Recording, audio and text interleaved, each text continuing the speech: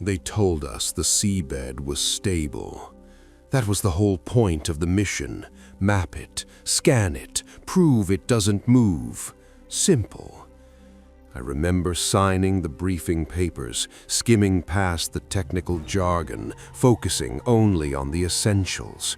Remote trench, minimal tectonic activity, perfect candidate for long-term infrastructure. We weren't explorers. We were surveyors. There's a difference. Explorers expect the unknown. Surveyors assume everything has already been explained. That assumption doesn't last long at 6,000 meters. The submersible, Orpheus 9, was small. 2 seats, tight controls, just enough room to stretch your legs if you angled them right. The air always smelled faintly metallic, tinged with recycled oxygen and something stale that never quite went away. It clung to the back of your throat. My partner, Elias, sat beside me, quietly monitoring the instruments. He barely spoke during dives, said it helped him focus. I didn't mind. The silence felt appropriate down there. The descent was uneventful. Darkness swallowed us gradually, layer by layer, until the surface became something abstract, a memory rather than a place. Then came the pressure. Not a sound exactly, more like a constant, low groan, the hull adjusting, resisting, enduring. I always imagined it like a hand pressing against us from all sides, patient, waiting. We reached the target depth just after 02 o'clock. The floodlights flicked on, cutting through the black and revealing the ocean floor. Flat, featureless, endless, exactly as expected. Elias nodded once. Start the sweep. His voice sounded small in the confined space. I activated the mapping system. The console hummed to life, sending out pulses that painted the terrain in clean, digital lines. Everything was normal. At first. The first anomaly didn't come from the visuals. It came from the sound. A faint vibration, so subtle I thought it was part of the machinery. A low, rhythmic tremor that pulsed through the seat and into my spine. I shifted slightly, adjusting my position. It didn't stop. Elias glanced at me. You feel that? I nodded. He checked the readouts.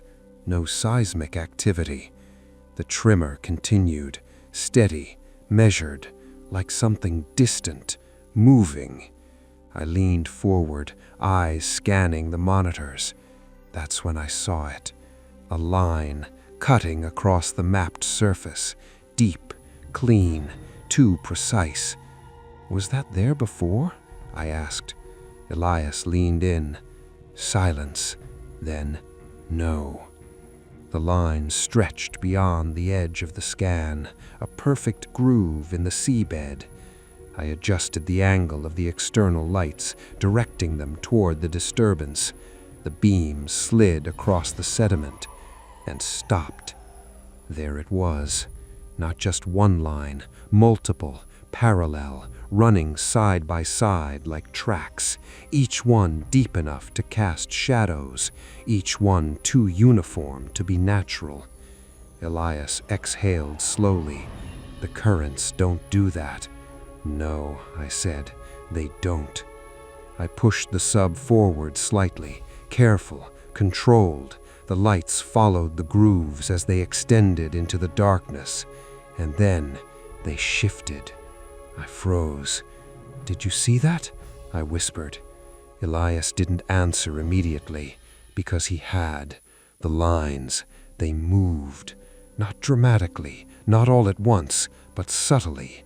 A faint ripple passed through the sediment, and one of the grooves deepened, as if something beneath it had just pressed upward.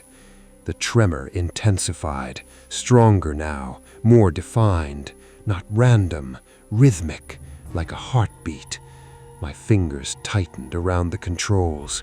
That's not possible, Elias muttered. I didn't respond because the monitors began to flicker. Not a full failure, just brief distortions. The mapping lines warped, bent slightly, then snapped back into place. I switched to manual recording just in case. The last thing we needed was to lose data. Another ripple, closer this time. The sediment shifted again, and one of the grooves widened. Something beneath it moved. I could see it, a shadow, large, massive, gliding just under the surface. The light didn't penetrate far enough to reveal it fully, but its outline, it stretched beyond the limits of the beam. Elias leaned forward, his breath fogging slightly against the glass. Back up. I didn't argue. I pulled the controls gently, easing the sub backwards.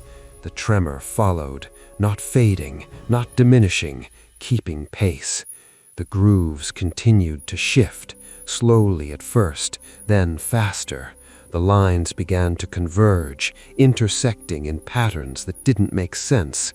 Not random, deliberate, like something was drawing. I felt a bead of sweat slide the back of my neck, cold against my skin. Elias. He didn't respond. I turned slightly. He was staring out the viewport, not at the grooves, past them, into the darkness. I followed his gaze. At first, I saw nothing, just black. Then, movement, far beyond the reach of the lights. Something enormous shifted. The darkness itself seemed to bend around it. The tremor spiked, violent now. The sub rattled, metal creaking under the strain. "Go," Elias said, his voice tight. I didn't hesitate. I engaged the ascent thrusters. The sub lurched upward, slowly, too slowly. The grooves below us erupted, not violently, not explosively. They parted, opening, splitting the seabed like a wound. And from within, something pushed upward. The sediment peeled back, cascading into the void as the shape beneath rose, massive, endless. I couldn't see all of it. No one could. It was too large, too close. The lights caught only fragments, a surface that wasn't smooth, not solid, layered, like overlapping plates or skin. I felt my hands trembling on the controls. The ascent rate crawled. Meters, painfully slow. Another impact, stronger this time. The lights flickered, and in that brief moment of darkness, I felt it. Not heard, not seen, felt. A presence right beneath us.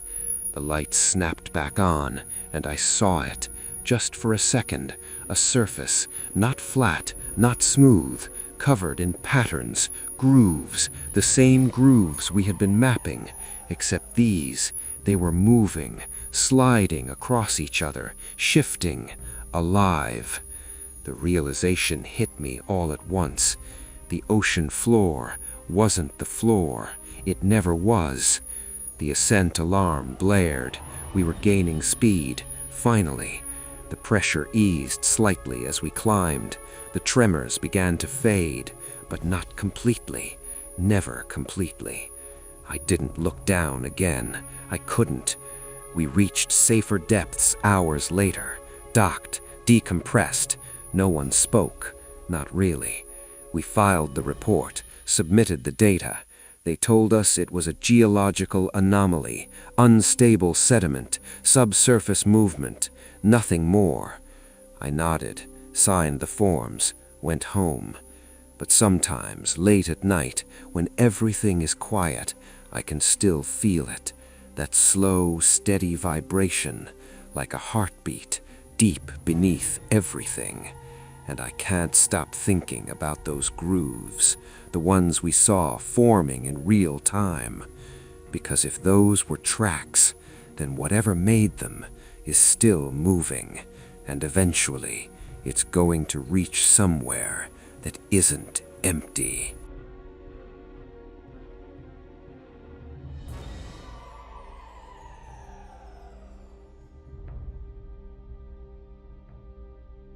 The first time I heard the knocking, I told myself it was the hull settling.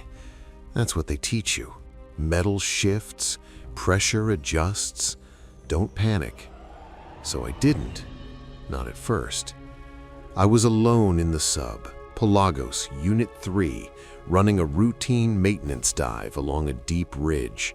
Simple work, the kind that keeps your mind occupied just enough to ignore where you are.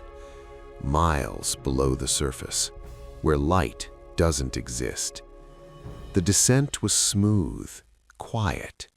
By the time I reached depth, the outside world had disappeared entirely. Only my floodlights remained, two thin beams cutting into black water that looked almost solid, heavy, unmoving. I steadied the sub and began recalibrating the sensors. That's when I heard it, a soft tap. I paused, waited. Nothing. I exhaled slowly. Just the hull. I went back to work. Then, tap, tap, tap. 3 knocks, clear, behind me. I turned slowly toward the rear viewport. Blackness. The light didn't reach far enough to show anything. My throat felt dry. Probably debris, I thought, even though nothing drifts down there. I turned back, tried to focus, then tap. 1 knock, closer. This time I felt it, a faint vibration through the seat. Something had touched the hull from outside. I reached for the rear camera and switched it on. Static, then black water, empty. I swept the beam slowly. Nothing. No movement, no debris, just the void. I turned the camera off. The second the screen went dark, tap, tap, tap, louder, right behind me. I flinched. That wasn't random. 3 knocks, a pause, 3 knocks. My pulse climbed, heavy in my ears. I grabbed the comms. Surface, this is Pelagos Unit 3. Do you copy? Static. I tried again. Nothing. The signal had been fine minutes ago.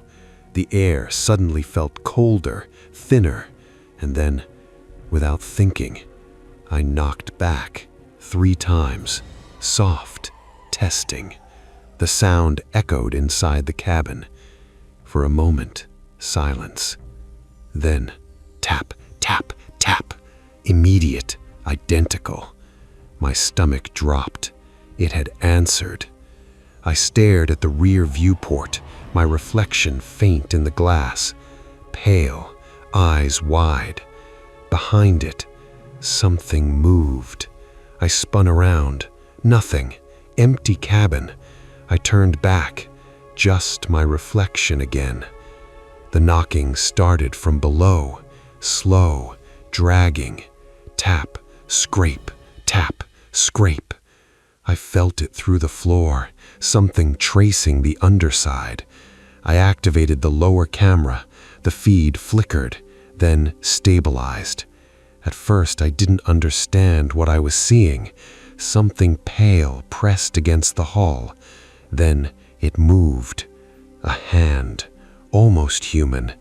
Too long, the joints bent wrong. It slid along the metal, leaving a faint trail. It stopped, then tapped 3 times. The feed cut to static. I jerked back. No. The knocking spread. Behind me, below, along the sides, different rhythms, overlapping, surrounding me. The entire sub vibrated. Tap, tap, tap. Faster, louder. I covered my ears, but I could still feel it through the metal, through my bones. Then, silence. Instant, crushing. I lowered my hands. My heart hammered. For a moment, I thought it was over. Then, tap. Inside the sub. Behind me. I turned slowly. The sound came again. Tap, tap, tap. From the storage compartment, sealed since the start of the dive. My hands trembled as I reached for the latch. I didn't want to open it, but the knocking continued, patient, waiting. I pulled the handle. The door creaked open. The smell hit me first. Rot, wet, thick. I gagged. Then I looked inside. Darkness. Then movement. Something shifting in the back, unfolding, too large for the space. A face slid into view, pressed against the inner wall. Eyes wide, unblinking, water dripping from its lips. It opened its mouth and spoke in my voice. "Let me out." I stumbled back, hitting the console.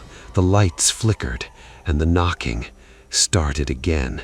Everywhere, inside, outside, all at once.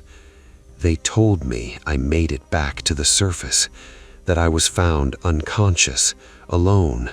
The compartment behind me, empty. No water, no smell, nothing. They said it was stress, pressure, isolation. But sometimes, late at night, I hear it again. Tap, tap, tap.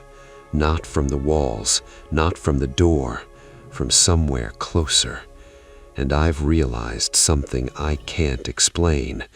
I never opened that compartment on the way back up, so whatever was inside didn't leave, which means it's still here. And now, the knocking doesn't sound like it's trying to get in. It sounds like it's trying to get out.